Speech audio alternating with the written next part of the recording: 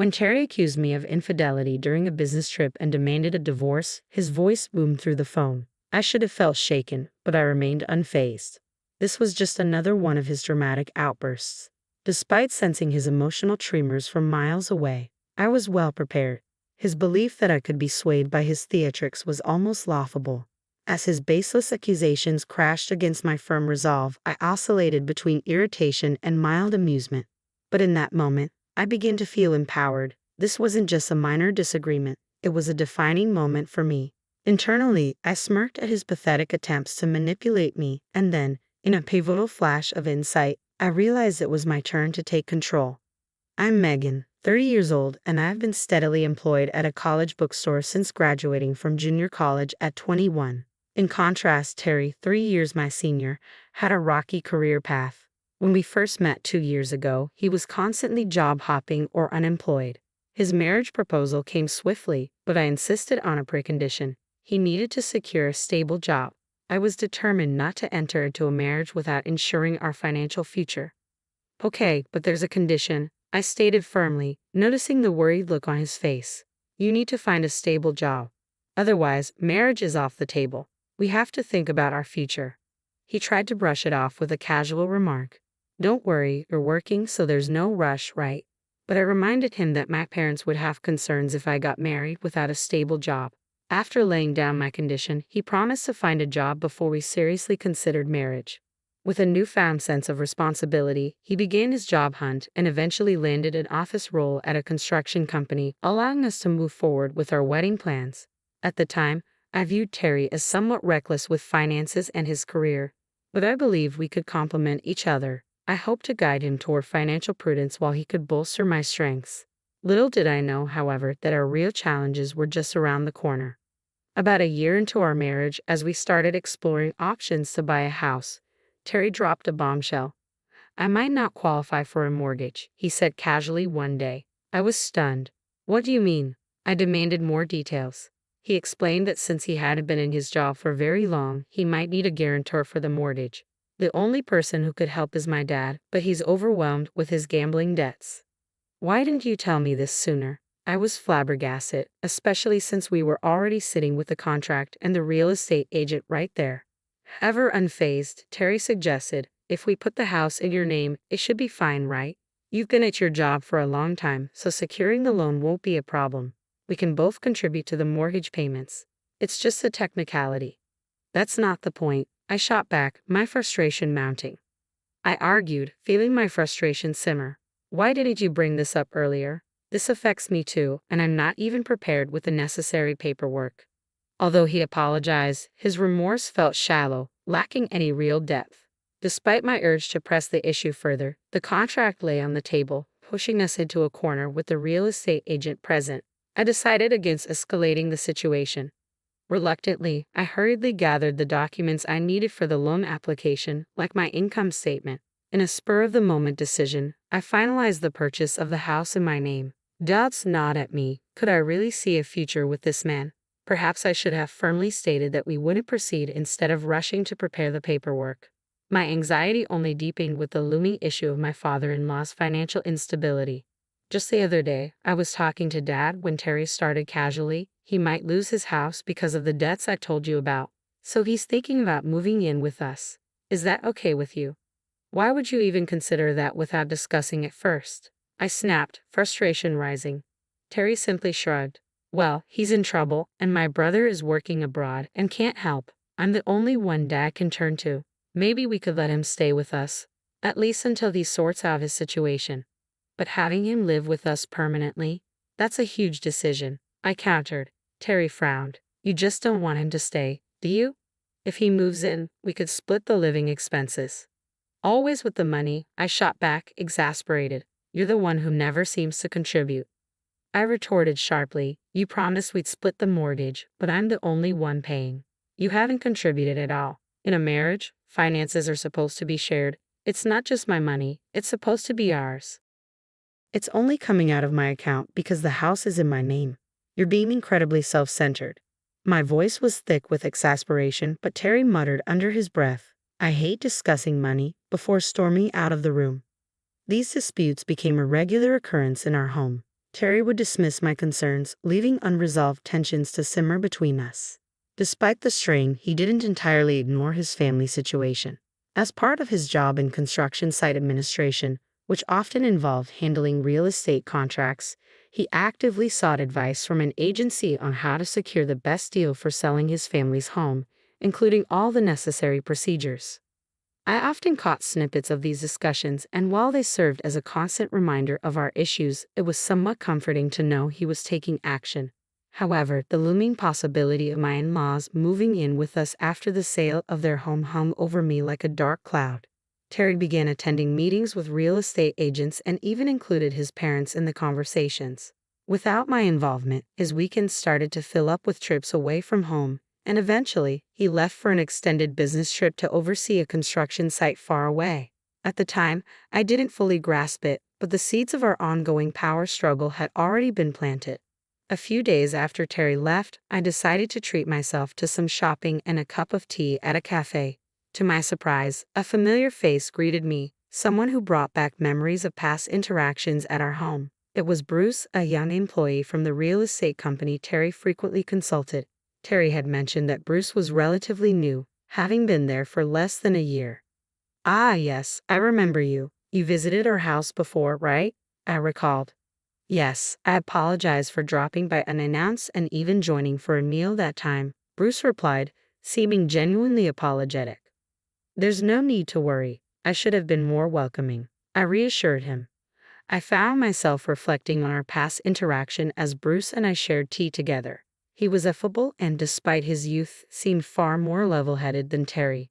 Our conversation flowed easily, and we discovered common ground that made the time pass quickly.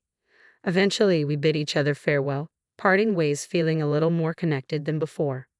I never imagined that such a simple meeting for tea could later be misconstrued into a devastating accusation of infidelity. Yet that's exactly what happened when Terry confronted me upon his return. "You've been cheating on me while I was away, haven't you? We're getting a divorce. Give the house to my parents and leave immediately," he declared abruptly. His words struck me like a bolt from the blue, blindsiding me when I was least prepared. I stood there, reeling as I grappled with the shocking accusation. Could the rumors I had heard be true?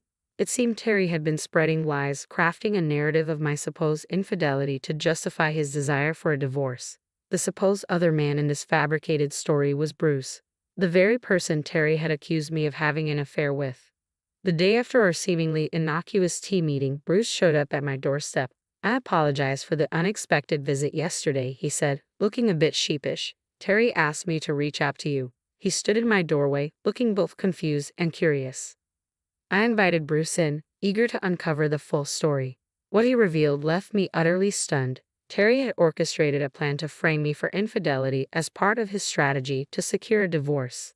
Bruce, unwillingly caught up in this scheme, had been tasked with fabricating evidence to support Terry's deceitful plot. Terry's motivations were driven by two main factors. First, he was anxious about losing his parents' home due to their financial troubles and viewed living with them as an easy escape.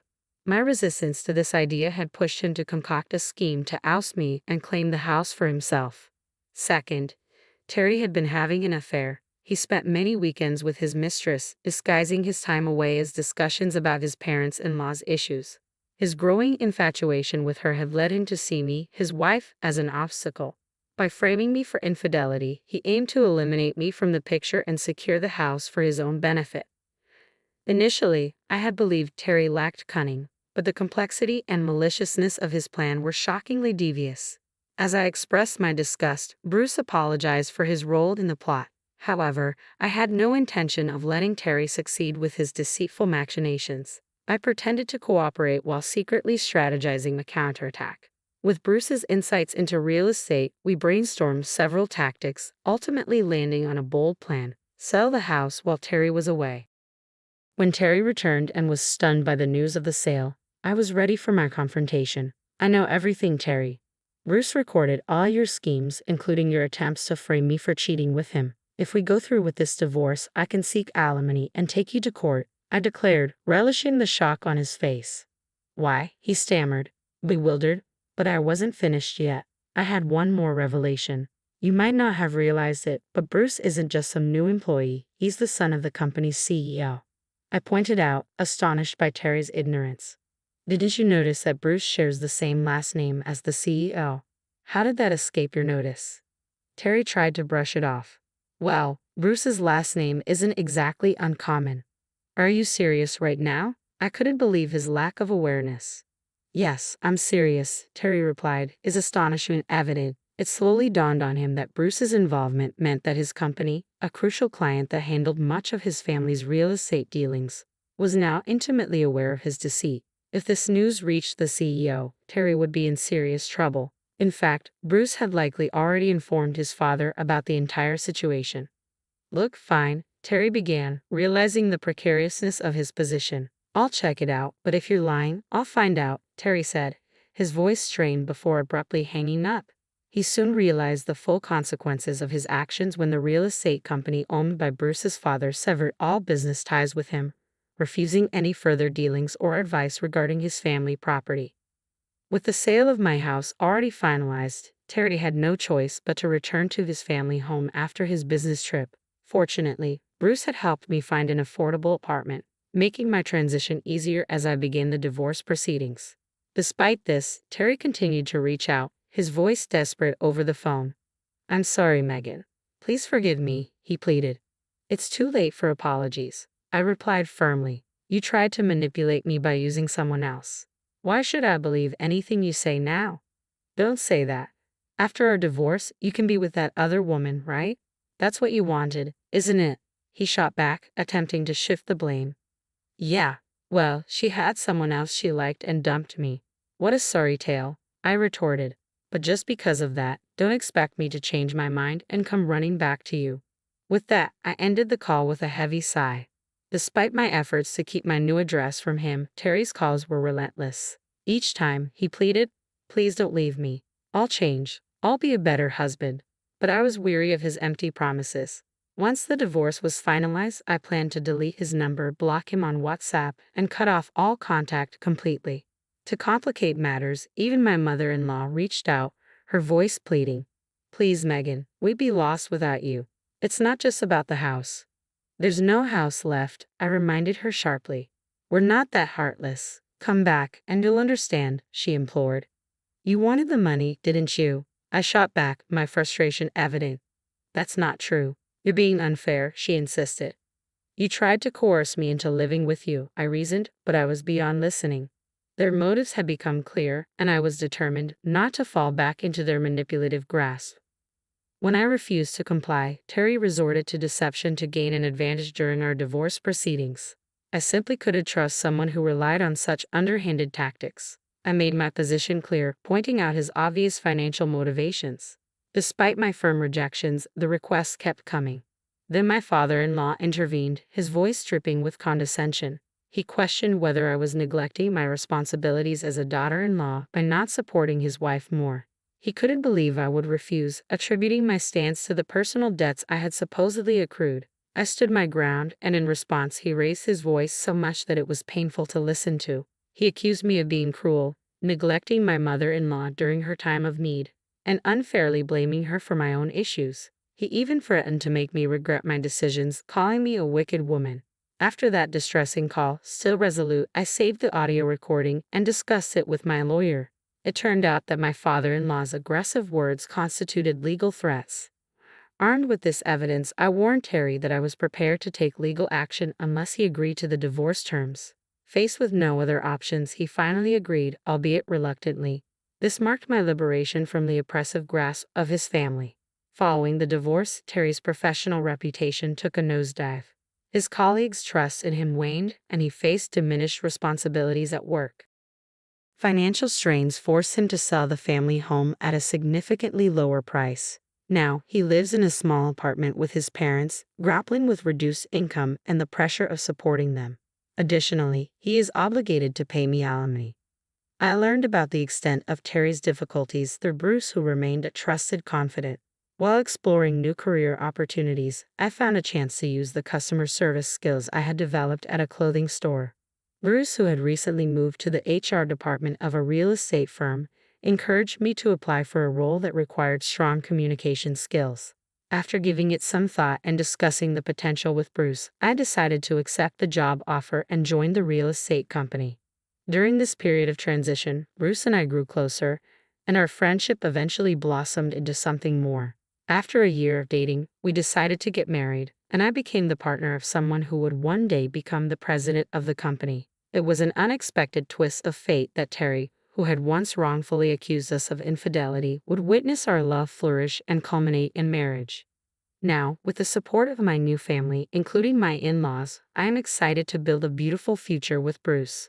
We look forward to creating many happy memories together, bolstered by the love and support of those around us.